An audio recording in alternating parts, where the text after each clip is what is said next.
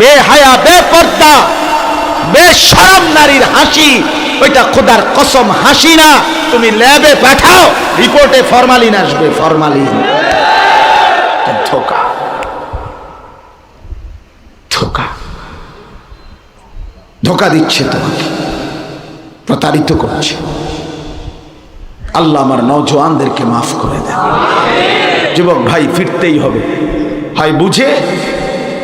এখন আর নাই তো, চিরেই সব হারিয়ে অল্প সময়। আল্লাহ তাআলা আমাদেরকে বিবেক দান করেন। তো বলতেছিলাম, আল্লাহ নবী সাল্লাল্লাহু আলাইহি ওয়াসাল্লাম বলেন, যখন রমজান আসে জান্নাতের দুয়ার খুলে যায়, রহমতের দুয়ার খুলে যায়। গুল্লিকাত আবওয়াবুন নার, জাহান্নামের সমস্ত দরজা বন্ধ করে দেয়া হয়। আসুলসিলাতিশ শায়াতিন, শয়তান, সমস্ত শয়তানকে শেকলে আবদ্ধ করা হয়। তাইলে আল্লাহ নবী সাল্লাল্লাহু আলাইহি সাল্লাম এত বড় মর্যাদার কথা শুনাইলেন, আল্লাহ তাআলা এত বড় মর্যাদার কথা শুনাইলেন, তাহলে আল্লাহ এবং তার রাসূল কোরআন এবং সুন্নাহর মধ্যে রমজানের এত এত মর্যাদা, এত এত বৈশিষ্ট্য বললেন, শুধুই কেবল এই সাদা মাঠা ভোর রাত্রে ভাত খাবেন আর সন্ধ্যাবেলায় ইফতার করবেন, শুধুই এটুকুর জন্য না। এই কথাটাই বুঝাইতে চাইলাম, অনেক গুরুত্বপূর্ণ। কিন্তু মূল প্রথম কথা হলো কি, আমি যে কথা দিয়ে শুরু করছি, যে মূলত হলো দেখার বিষয় হলো দিলের মধ্যে কি। যার দিলে আখেরাত তার রমজান একরকম, যার দিলে দুনিয়া তার রমজান কি আরেক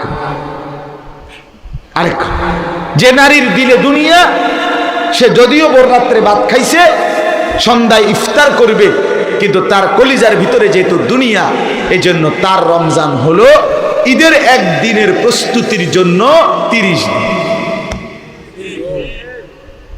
তার ফিকির হলো এই 30 দিনকে দেওয়াই হয়েছে ওই ঈদের একদিনের জুতা, শাড়ি, ব্লাউজ, গহনা, অলংকার এবং অন্যান্য আত্মীয় স্বজনের সবার কাপড় চোপড়। ওই উত্তরের ঘরের ভাবি জুতা কিনবো, ভাবি কত যাবেন? হ্যাঁ মা যাবেন, মানে আপনি আমার না লইয়া যাবেন, এটা কথা নি করে দৌড় বেরি, যে এত বছর আমরা এক লগে যাই। হ্যাঁ চলে। এরপরে আইতে না আইতে দহিনের ঘরের ভাবি কইছে, ভাবি আমি তো মোজা কিনলাম, বলে জুতা কিনছি কালিকা, আপনি কত যাইবেন? অবশ্যই, আমি তো আছি।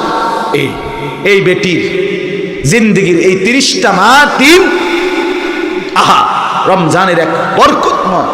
রব্বে করিম যখন ডাকছে, বান্দা আমি রহমত খুলে বসছি, মাগফিরাত খুলে বসছি রে, আমি জাহান্নাম থেকে মুক্তি দেব, আমার সব দুয়ার খোলা, বান্দা আয় না। এক নাফরমান, বেহায়া, বেপর্দা বোর নারী বাজারে আর মার্কেটে ঘুরে ঘুরে ঈদের দিনের কাপড় চোপড় কেনার প্রস্তুতি নিতে গিয়ে আল্লাহকে বৃদ্ধাঙ্গুলি দেখায়, এই মাওলা তোমার রহমত নিয়ে তুমি পড়ে থাকো, আমার দরকার জুতা, আমার ফেরেশতা যেন জুতা দিয়ে